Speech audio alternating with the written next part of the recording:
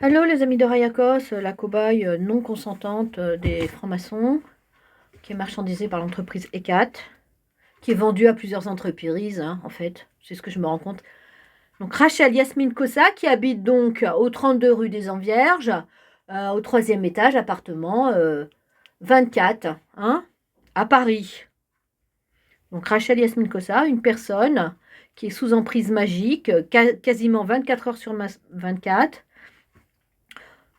parce qu'elle est vendue par ECAT, ECA, une entreprise qui vend des IA clones, hein, je pense, mais aussi vendue à plusieurs entreprises, hein, qui valident aussi les initiations des francs-maçons, hein, des réseaux. Donc une personne qui est torturée, hein, mais subtilement, hein, faut pas que ça se voit évidemment, hein. Donc ils bousillent ma vie à tous les niveaux. Ils m'ont relié à plusieurs chefs de loge qui sont obligés de faire leurs initiations sur des années en torturant une seule personne, la même personne. Alors là, je vois, il y a une carte qui vient de se manifester. Je suis une voyante, hein, d'accord, depuis 2020, à cause de YouTube, à cause de Guillaume Manguin, qui m'a poursuivi dans mes réunions, etc. Je suis tombée amoureuse de lui alors que je sentais que vraiment c'était vraiment le diable en personne. Et donc j'ai lutté, hein, j'ai lutté contre lui dès le début, hein, je me suis opposée. Mais leur technique pour violer les cœurs est tellement élaborée que c'est très très difficile de lutter, hein. Enfin bref, je lui ai jamais donné mon numéro de téléphone et je suis jamais allée le voir, hein. Vraiment, je me suis opposée à lui, mais de toutes mes forces, hein. Mais il m'a quand même beaucoup torturé celui-là, hein. Guillaume Manguin, hein. C'est le collègue de ma mère, hein. Luz Gounon, la grande prêtresse, là, qui a élaboré avec Bourdieu et d'autres ce système de validation autour de ma personne, hein. C'est-à-dire que moi, je suis utilisée depuis les années 80 pour les initier, pour la formation de loge, contre mon gré et dans l'ombre en plus. Donc en fait, ils ont bousillé tout mon environnement social, hein. Ils ont attaqué mes amis, ils ont attaqué mes communautés, ils ont détruit des groupes, ils ont fait tout un tas de trucs. Et chaque session ne sait pas ce que les autres ont fait, hein. Chaque fois, c'est remis à zéro, hein. C'est ce que je remarque. Alors là, je vois torturer car elle s'oppose au système numérique. Bah ouais. Le problème, c'est pas le numérique, hein, d'accord. Le problème, c'est ce que vous en faites du numérique. Alors, je voulais parler du statut de fichier S. Puisqu'en fait, ma mère s'est débrouillée, hein, en tant qu'agent secret, hein, et puis d'autres chefs de loge, de me mettre sous fichier S depuis les années 90, dès que je suis sortie de l'école biblique. Ça les a bien arrangés, parce que comme ça, ils ont pu m'utiliser encore plus, hein. Et en plus, j'ai dû me retrouver dans d'autres systèmes, d'autres listes de résistants, etc. à l'État, puisqu'en fait, par exemple, depuis 2022, 11 juillet 2022, j'ai plus d'électricité ici, parce qu'en fait, Enedis m'a coupé. Parce que je me suis opposée à eux. Il y a un chef de loge d'Enedis qui a fait toutes ces initiations avec moi. Il m'a bien pourri la vie avec l'électricité. Donc, on va pas. Il faudrait que je refasse une vidéo exactement pour vous dire tout ce qu'ils m'ont fait avec Enedis. Mais il a fait toutes ces initiations, hein, ici avec moi. Et donc, ça a fini par la rupture totale. Même si j'ai été voir des associations, etc. pour pas que ça arrive. Mais ça a mal fini. Et d'ailleurs, c'est pour ça que là, maintenant, ils autorisent. En fait, je prends de l'électricité dans le couloir juste pour mon ordinateur et personne ne dit rien. Personne ne dit rien. Donc, ils savent bien que. Hein, ils préfèrent que j'ai quand même de l'électricité. Alors, le statut de fichier S.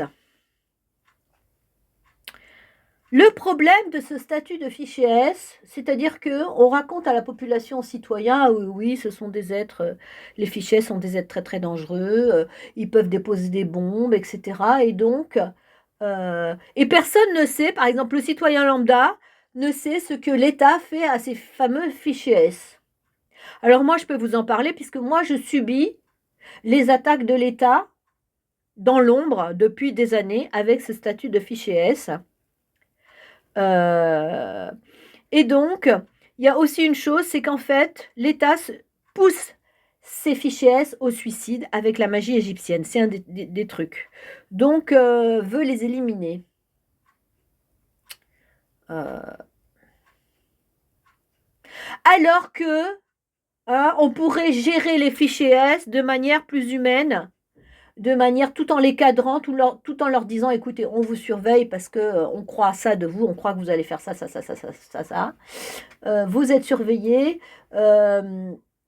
Il pourrait y avoir quelque chose de plus humain, de plus, comment dire, plutôt que de surveiller quelqu'un dans l'ombre et de l'attaquer sans cesse avec attaquer ses énergies. Parce que voilà, moi par exemple, je suis constamment attaquée alors que moi je ne suis pas une poseuse de bombes. Malgré que mes voisins m'attaquent et que je suis au courant, je n'ai pas levé le petit doigt sur personne. Je n'ai rien fait contre mon prochain alors que je sais qu'on atteint à ma vie. Et je suis quand même dans ces listes de résistance de fichiers S. Et en plus, l'État, avec Pichet Immobilier, avec ECA, avec la copropriété du 32, me marchandise à tous les niveaux. Donc en fait, là-dedans, on est dans une illégalité totale. Il n'y a plus aucune morale en France. Vraiment,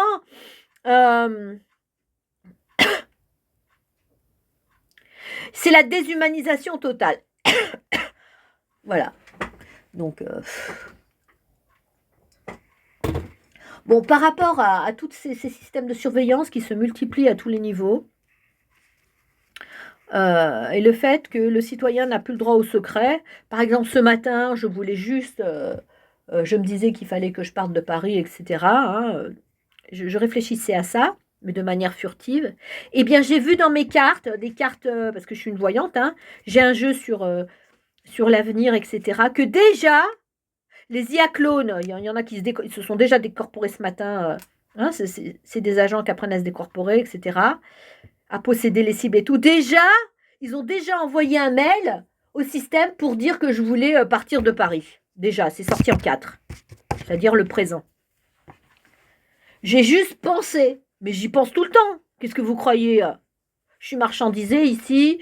Là, dès que je me réveille, celle d'en haut se dépêche de faire sa magie. Donc j'ai la tête qui chauffe, etc. Je suis sous emprise magique 24 heures sur 24. Je ne peux pas lever le quart de mon petit doigt. Je ne peux rien faire, je ne peux pas bouger. Tellement que je suis sous emprise magique. Hein, je peux même pas écrire des courriers à qui que ce soit. Tellement qu'ils sont là tous à faire leur magie, etc. J'étouffe littéralement. Et c'est comme ça qu'on étouffe un pays. Hein, s'il y a la sécurité, si le citoyen ne peut plus bouger le quart de son petit doigt, ça étouffe littéralement l'économie du pays. Qu'est-ce que vous croyez? Ça étouffe les gens. Il n'y a plus de créativité en France si vraiment on est surveillé à ce point. Comme dans un appartement, il faut toujours des aérations, il faut que l'air passe, il faut que la vie passe. Là, en plus, ils ont même la géo-ingénierie qui est dirigée par qui? Je ne sais pas, la CIA, le Mossad ou la DGSI, là, qui mettent la chape blanche.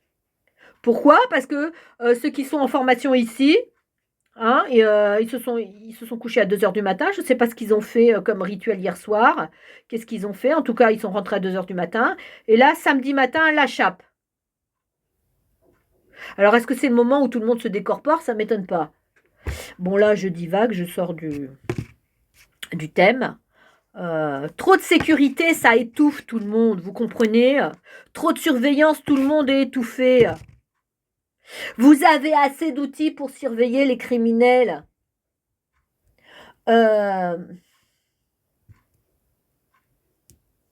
Poussez tous les fichiers S au suicide. Alors, vous poussez les fichiers S au suicide, vous poussez les RSA longue durée au suicide, vous poussez quoi? Les détenus en prison au suicide. J'en ai déjà parlé dans l'autre vidéo. Bon, je ne l'ai pas publié, mais avec les salles anti-suicide en torturant hein, les détenus avec vos salles anti-suicide.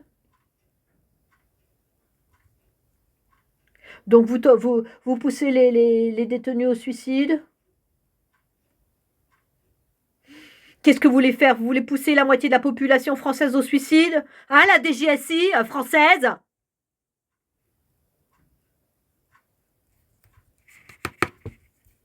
Je sais pas moi, mais les suicides sont en augmentation, moi je vous le dis. Moi dans mes cartes, j'ai vu déjà depuis plusieurs années qu'il y aurait beaucoup de suicides, que les suicides allaient être en augmentation. Il y a des triangles qui sont sortis là. Tout ça en plus ni vu ni connu. C'est le génocide des Français, des citoyens français par le suicide. En plus, tous les résistants écologiques, vous allez les pousser aussi au suicide.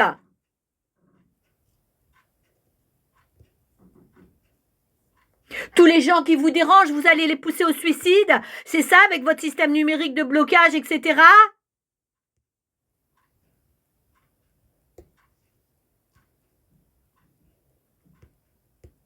Tout ça pour faire plaisir à qui? Bernard Arnault, qui veut conquérir maintenant l'Inde, etc. Il n'est pas assez riche, il veut aussi mettre sous emprise les autres pays. Bernard Arnault, avec Xavier Niel, là, ils sont pas assez riches.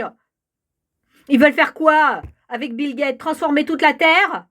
Foutre des clones partout, hein, avec le Mossad?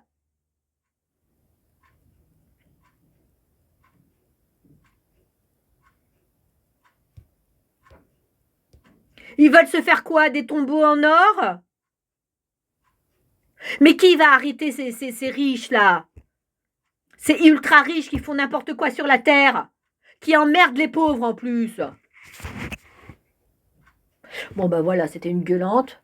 Ce que je voulais vous dire en tout cas, c'est que ce statut de fichier S est dangereux pour tout le monde, pour tous les citoyens. Pas seulement pour, je veux dire, les soi-disant poseurs de bombes.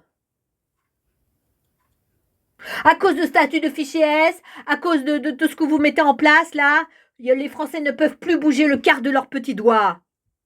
Et donc ils perdent leur créativité. Parce que la vie, c'est risqué. Le risque, c'est la vie. Il faut un minimum de liberté pour être créatif.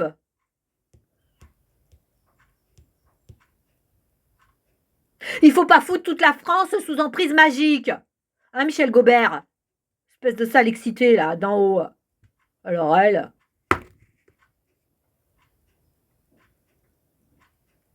C'est vraiment une excitée de service, hein, la sorcière en haut, là, appartement 32, là.